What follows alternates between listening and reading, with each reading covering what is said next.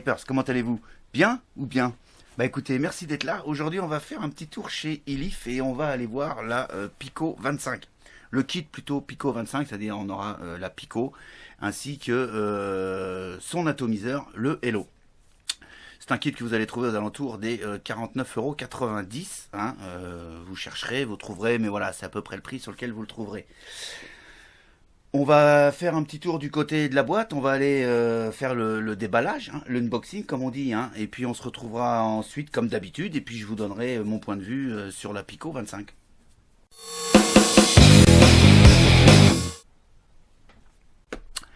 On se retrouve donc sur la boîte de la Pico 25, sur le kit plus exactement, puisque vous aurez dans ce kit la batterie, la Pico 25, ainsi que le Hello en 2 ml et 4 ml de contenance. On va voir ça tout de suite. Vous avez ici le logo comme quoi que le firmware est upgradable. Et puis ici, quelques petits specs rapides. Ici, vous avez le traditionnel QR code ainsi que le scratch and check pour vérifier l'authenticité du produit. Ici, vous allez avoir la déclinaison des couleurs possibles. Ici, moi, la mienne étant full black.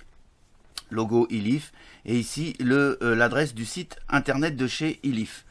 Sur l'arrière de la boîte, on va découvrir comme à l'habitude le contenu de la boîte, les sticks Pico 25, le Hello atomiseur, les deux résistances qui sont contenues dans le kit, le câble micro USB, un manuel user et un sachet de spare. On va avoir un maximum en wattage de 85 watts et un input de 5 volts. Pardon. Vous avez ici l'adresse de chez Elif à Shenzhen, hein, Made in China bien évidemment, les petits logos qui vont bien, le code barre obligatoire et encore une fois le logo Elif. Pour l'ouvrir, tout simple, vous soulevez par magie, ça s'ouvre. On tombe ici donc sur la Pico 25 avec son Hello, on va revenir dessus incessamment sous peu. Ici vous avez un deuxième Pyrex de rechange. Oui et non, évidemment c'est un Pyrex de rechange, mais il va surtout vous permettre de pouvoir passer sur une contenance de 4 ml, puisqu'ici il est en configuration 2 ml. C'est tout ça est tenu dans une mousse plutôt sympa qui va être parfaite pour le transport. En dessous on retire cette petite boîte là, on va avoir une petite carte qui vous indique suivant la résistance que vous allez choisir, et bien en fait ce que ça va vous rendre hein, au niveau du goût ou au niveau de la production de vapeur. Ensuite vous avez le traditionnel câble USB micro USB, hein, là-dessus on va pas s'étaler. Le petit sachet de spare, sur le petit sachet de spare, vous allez trouver deux joints qui vont permettre l'étanchéité au niveau du Pyrex, ok, c'est-à-dire les deux petits joints noirs. Le joint blanc va venir ici sur l'adaptateur.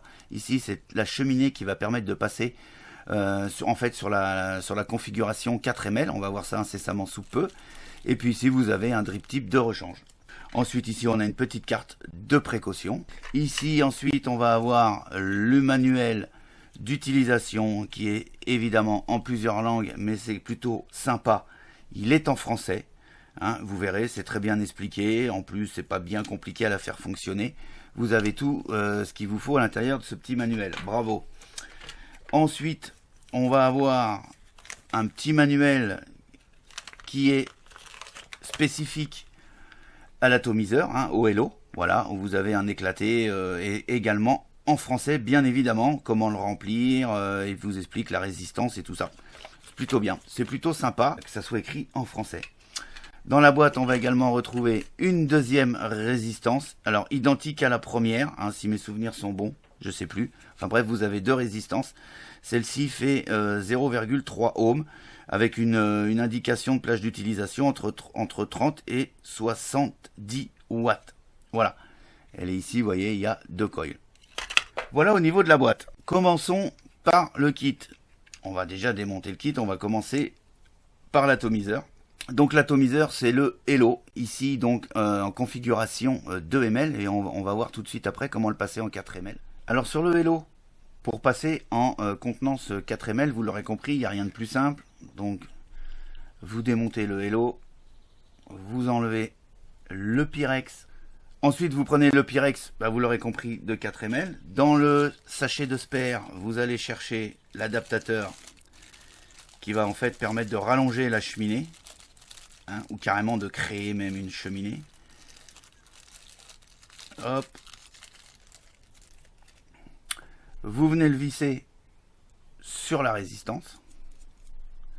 Voilà, ce qui en fait vous prolonge la résistance. Vous venez remettre votre Pyrex.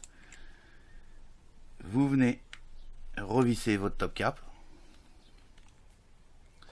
Et puis là, vous êtes donc sur le tank en 4 ml, ce qui n'est pas négligeable avec son niveau de consommation.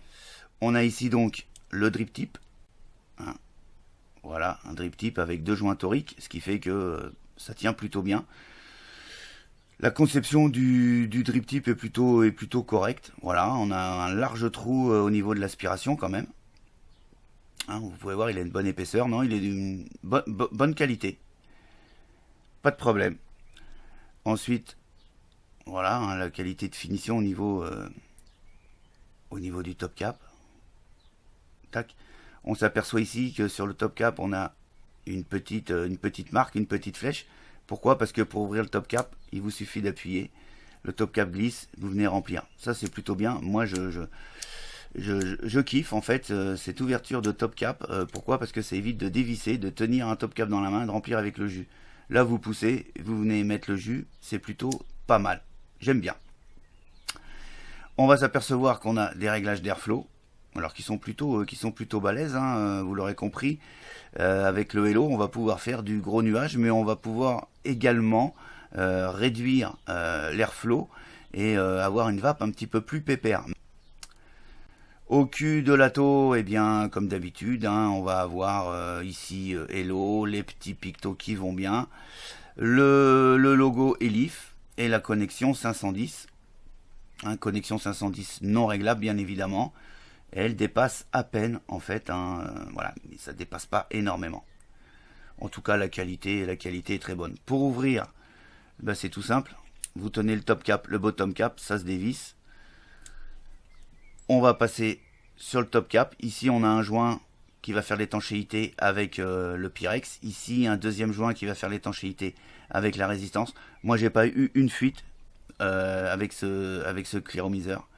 Ici, on a la résistance. La résistance, pour l'enlever, c'est tout simple. Il suffit tout simplement de la dévisser. Hop, on va repasser sur le joint plus tard. La résistance, la voici. Alors ici, elle est en single coil. OK. Et au niveau de l'impédance, on est sur du 0,2 ohm. Voilà, donc celle-ci 0,2 ohm, l'autre 0,3 ohm. Vous comprendrez qu'avec des résistances aussi basses, on est plutôt sur du cloud et beaucoup moins sur de la vape primo-accédant, en tout cas à mon sens. Voilà, la résistance, hein, rien de particulier. Voilà, la finition est correcte au niveau du bottom cap également. On n'a pas de souci. Pour le remonter, rien de plus simple. Prenez la résistance, vous venez la visser sur le bottom cap. Ici, je viens remettre le joint qui s'était sauvé tout à l'heure. Voilà, il vient juste se poser comme ça. Hein. Comme ceci plutôt. Voilà, hein, dans le bon sens, c'est mieux. Voilà. Ensuite, vous venez poser le Pyrex. Vous venez prendre votre top cap. Et puis, vous revissez. Les petites caractéristiques en fait du vélo, on va être donc sur 31 mm de haut, ok, en 2 ml, et on va passer à 45 mm de haut en 4 ml, d'accord. On est sur un diamètre de 25 pour un poids de 45,6 grammes très exactement. Donc pin 510, il est tout acier inoxydable. Voilà. Maintenant on va passer donc sur la Pico proprement dite, donc Pico 25, voilà. Donc ils ont rajouté en fait par rapport à l'ancienne version Pico, ils ont rajouté cette partie en plastique qui prend très facilement les marques de doigts comme vous pouvez le voir. Hein, voilà. Donc ça, bon, c'est plutôt léger, hein, on est sur un alliage de zinc. Si on prend les caractéristiques de cette box, on va être sur une longueur de 70,64 mm. On va être sur une largeur de 48 mm et une épaisseur, vous l'aurez compris, de 25 mm. Elle a un poids de 97 grammes. Alors c'est plutôt léger. D'accord? Donc on va monter de 1 à 85 watts. On va avoir un courant de charge maximum de 2 ampères, ce qui veut dire que, voilà, le chipset est prévu pour pouvoir venir recharger vos accus. Même s'il est préférable de se mettre sur un chargeur indépendant, vous pourrez recharger votre accu par le biais du chipset. Moi, je ne le recommande pas plus que ça, mais vous pourrez le faire. On a une sortie de courant maximum de 50 ampères. Vous pourrez donc y mettre une batterie de 18650. Et elle a tous les modes, hein, VW, bypass, le contrôle de température, ENI, TI, SS, et ainsi que le TCR. Plage de résistance, ça va accepter en mode contrôle de température de 0,5 à 1,5 ohm. Et en mode wattage de 0,1 ohm à 3,5 ohm. Voilà pour les specs de la Pico.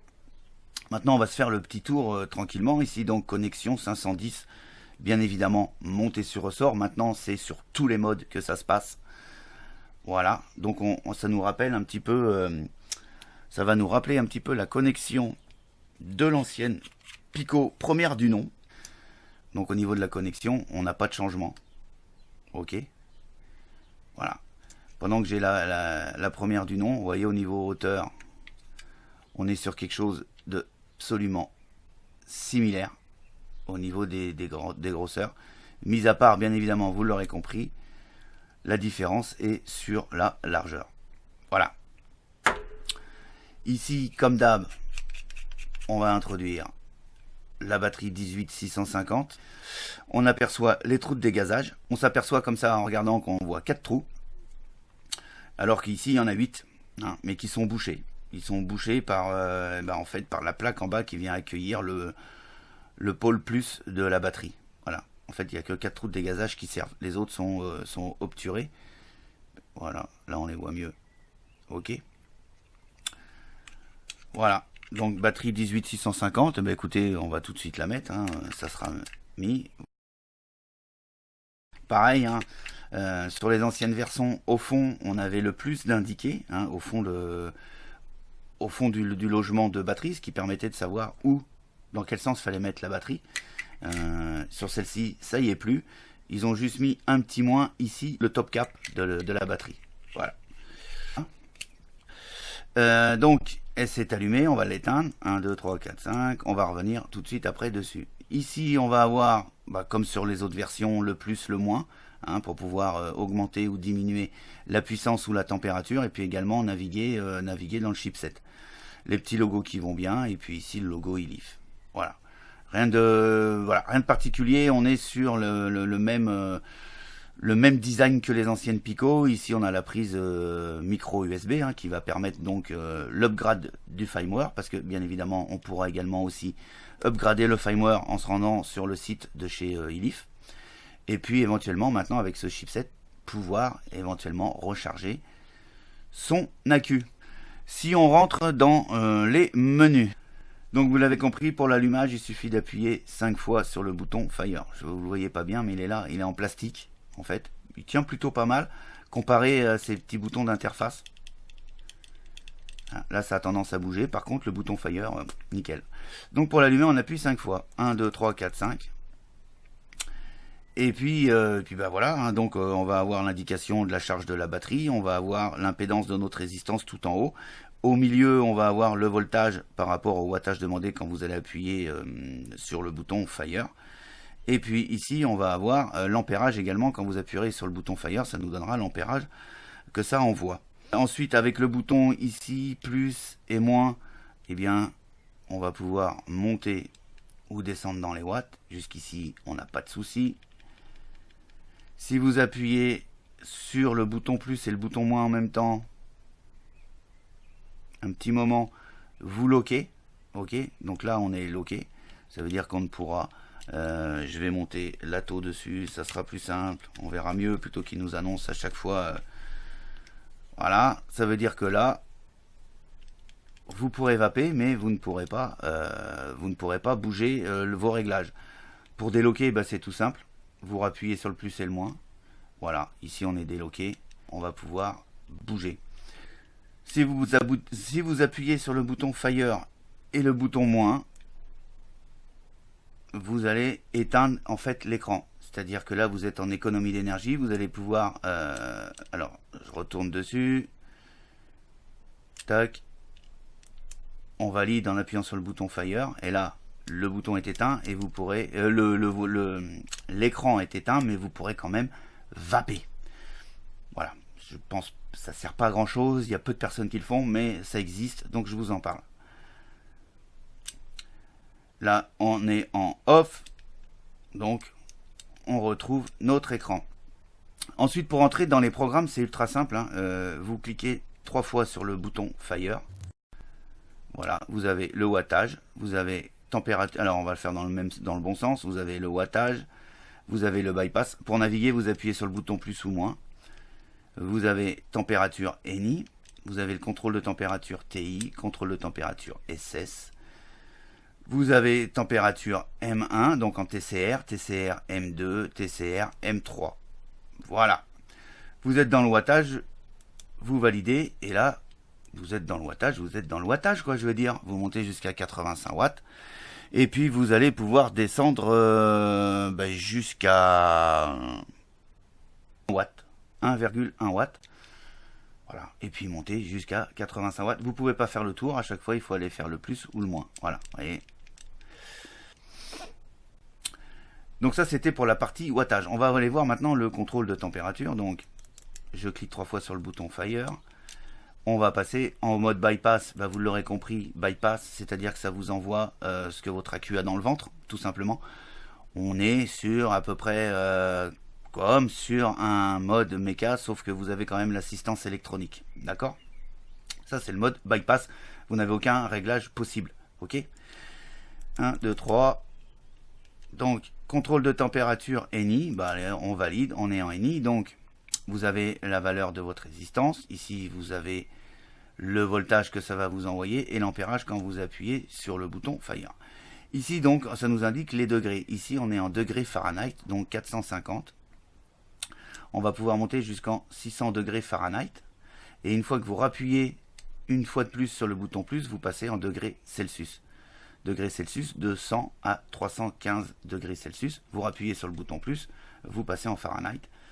Si vous voulez repasser en degrés Celsius, vous remontez à 600, vous appuyez sur le bouton plus. Voilà, c'est tout simple. Hein. Et puis bien évidemment, vous ferez pareil sur le TI. Voilà, ça vous indique ici le fil TI. Et puis bien évidemment, en SS, ça vous indique ici le SS. Le réglage... voilà, il n'y a rien de plus simple. Ce qu'on peut faire, par contre, c'est tester le contrôle de température, si on a une bonne efficacité. Donc je viens monter mon traditionnel dripper, qui est lui monté en SS. Il va me détecter donc une résistance à 0.43 ohms. Ok, je vais monter sur 200 degrés. Hein, voilà, ça c'est plutôt suffisant, on va dire, pour tester le... Je suis bien en SS, on appuie sur le bouton Fire. Voilà, il me met déjà que je suis en contrôle de température, forcément, parce que je n'ai pas absolument pas de juice. Et puis vous voyez, on n'a que dalle. Je vais essayer de zoomer, de faire un petit peu la mise au point. Voilà. Ça fonctionne, hein, mais alors je peux rester appuyé. Là je reste donc appuyé. On va aller jusqu'au cut-off. Voilà, j'ai été jusqu'au cut-off.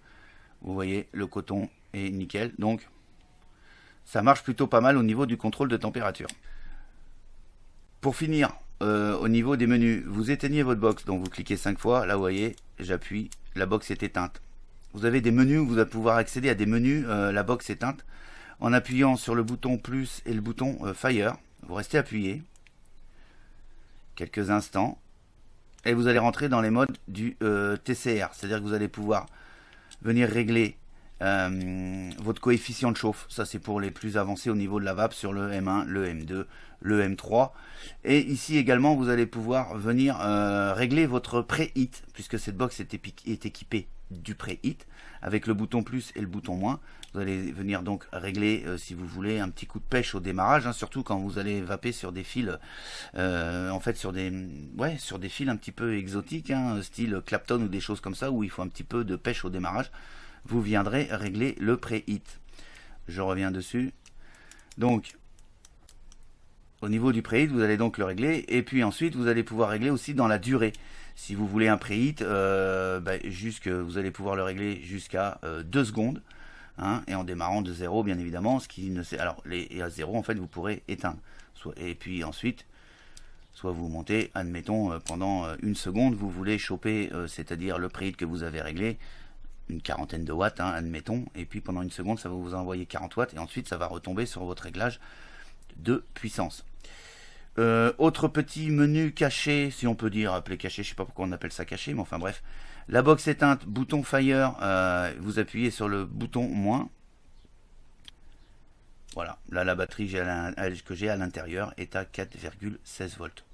Voilà, c'est tout ce que j'avais à vous dire sur la petite Pico 25 de chez Ilif. C'est parti, allez, je vous donne moi mes impressions sur la vape et ce que j'en pense.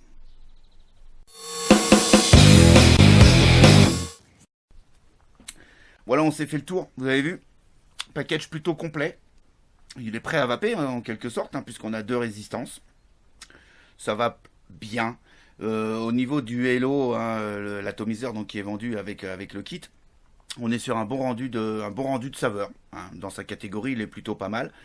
Il a un réglage d'airflow qui est plutôt efficace. Hein. Ici, ouvert à fond et à 41 watts. Une bonne production de vapeur, je suis sur un liquide 50-50. Ça passe tranquille, sachez que vous pourrez passer également des liquides plus dosés en VG. Il les absorbe très très bien comparé à l'ouverture qu'il y a au niveau des résistances. Il n'y a aucun souci, ça avale direct. Là, si je le ferme aux 3/4, je suis un petit peu plus serré. On est toujours sur de la vape direct, hein. On ne pourra pas faire de la vape indirecte malheureusement avec ce genre de résistance, hein. Même avec celle de rechange qui est à 0,3 ohm au niveau du packaging, c'est juste trop bas au niveau des résistances. Ça aurait été sympa qu'ils mettent une résistance à 0,5 voire 0,8 ohm, voire 1 ohm pour les primos accédants. Ça aurait été quelque chose de bien pour pouvoir exercer de la vape indirecte. Parce que là, évidemment, vu l'airflow, vous allez pouvoir faire de la vape indirecte en fermant au maximum, il n'y a aucun souci. Sauf que la résistance, elle n'est pas prévue pour. Et vous verrez qu'au bout d'un moment, vous aurez des glouglous, voire des fuites, parce qu'il n'y aura pas assez de débit d'air, et voire une chauffe excessive également. Voilà, ça c'est un petit peu dommage. Mais en tout cas, ça vape très très bien. On va passer sur les plus et les moins. On va commencer par les moins. Allez, on commence par les moins. Au niveau des moins, ce petit bouton là, voilà, le bouton de réglage de l'interface là, plus et moins. Ils ont su le faire sur les précédentes, hein, où les boutons plus et moins tenaient correctement. Ici, c'est joue un petit peu les castagnettes quand même. Hein, voilà. Alors je comprends pas. Ils ont réussi à le faire avant et ils n'ont pas réussi à le faire sur celle-ci. Voilà. Les traces de doigts, voilà, ça prend les traces de doigts au niveau du plastique, là, hein, plastique brillant, donc forcément, ça prend les traces de doigts. Pour les plus puristes d'entre nous, ça va gêner. Moi, c'est absolument pas rédhibitoire, hein, mais voilà, sachez que ça prend les traces de doigts et qu'il faudra un chiffon si vous voulez que ça soit toujours clean. Hein, voilà. Les résistances, voilà, ça fait partie des moins, j'en ai parlé, hein, j'aurais aimé qu'il y ait dans le package des résistances plus hautes pour pouvoir accéder à la vape avec ce genre de kit, parce que là c'est juste un petit peu bancal pour accéder à la vape avec ça. En tout cas, moi je le recommanderais pas. Au niveau des batteries, je voulais vous parler au niveau de la batterie. On a une batterie 18650 à l'intérieur avec une box qui va pouvoir monter jusqu'à 85 watts. Et vendu en kit un Hello avec des résistances à 0,2 ohm. Je me trouve juste un petit peu en décalage entre la capacité des batteries 18650 et la consommation que ça peut en faire si vous commencez à monter à 60 watts, hein, 60-70 watts avec ces résistances là. Et puis vaper. La batterie 18650 va juste être un petit peu légère, il faudra en prévoir de rechange pour tenir la journée. D'autant plus que à ces puissances-là, on a quand même une consommation qui est relativement élevée sur le Hello aussi. Hein. Forcément, 0,2 ohm, la consommation, c'est une petite Ferrari, quoi. Hein. Voilà. Voilà pour les moins. Hein. J'aurais bien aimé que pour finir que cette petite batterie 18650, pourquoi pas, ils nous ont sorti la Pico Mega avec une batterie de 26650. Pourquoi ils ne l'ont pas faite là, la batterie 26650, hein? Ça aurait été bien. Hein. Non, ils ont opté pour du 18650. Bah écoutez, hein, voilà. Les plus, parce que quand même il y a des plus. Donc on va pouvoir y mettre les atos en 25 mm. Ça c'est plutôt bien. On tombe super flush. Hein, d'ailleurs, parce que les atos maintenant, la majorité sont tous en 25, voire 24. Hein, mais très très très peu en dessous. Donc on va tomber sur quelque chose d'un bon setup. Le réglage du préhit, ça c'est plutôt pas mal, hein, surtout que maintenant on va monter avec des coils exotiques, hein, les Clapton, les Fused et tout ça, où il faut un petit peu de pêche au démarrage pour faire chauffer les coils. Là c'est plutôt pas mal, hein, réglage du préhit, c'est quelque chose de positif. La compacité, hein, on est quand même sur quelque chose de relativement compact. Hein, même si on est sur un diamètre une épaisseur de 25 pour pouvoir mettre les atos de 25. Ça reste quand même ultra compact, ça va rentrer dans la poche du jean sans aucun souci. Les plus aussi, ce qui est bien, c'est dans le kit, ce qui est fourni, c'est les deux Pyrex. Hein, un Pyrex où vous allez pouvoir vous mettre en configuration 2 ml et la configuration 4 ml. En plus, en toute simplicité, hein, il suffira, comme vous avez vu en gros plan, de démonter la petite extend au niveau de la résistance. Vous le dévissez, vous remettez le petit Pyrex en 2 ml. Et vous passez en 2 ml, vous voulez passer en 4 ml, c'est tout simple, vous virez le Pyrex 2 ml, vous remettez l'extend au niveau de la résistance, vous montez le Pyrex 4 ml, c'est plutôt bien. Voilà, moi je vous ai à peu près tout dit hein, de ce que je pensais de la Pico 25, il ne me reste plus qu'à vous donner la note que je lui ai dédiée au sein du Vapelier, qui est de 4,4 sur 5, ce qui est plutôt une très bonne note. Voilà, sur ce, je vais vous souhaiter une excellente vape et une excellente journée. Et puis je vous dis à très très bientôt pour d'autres aventures de la vape. Allez, ciao ciao.